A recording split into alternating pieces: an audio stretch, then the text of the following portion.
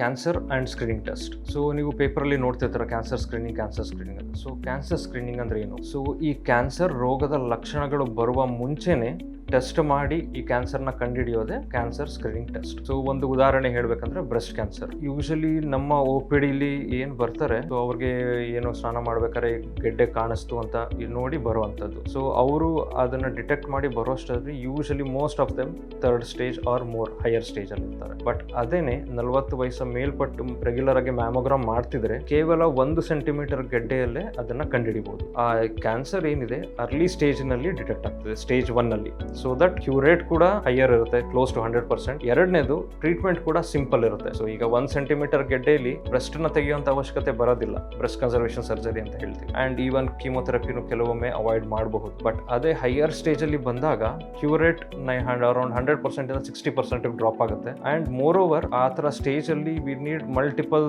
Treatment line. So surgery ಬೇಕಾಗಬಹುದು, ಅದರಲ್ಲಿ ಪೂರ್ತಿ ಬ್ರೆಸ್ಟ್ ನೇ ತೆಗಿಬೇಕಾಗ ಪರಿಸ್ಥಿತಿ ಬರಬಹುದು, ಕೀಮೋಥೆರಪಿ ಬೇಕಾಗುತ್ತೆ, ರೇಡಿಯೋಥೆರಪಿ ಬೇಕಾಗುತ್ತೆ. So the treatment will also be complex. So ಈ ಸ್ಕ್ರೀನ್ ಮಾಡೋದ್ರಿಂದ we can detect the cancer at the early stage before the symptoms come.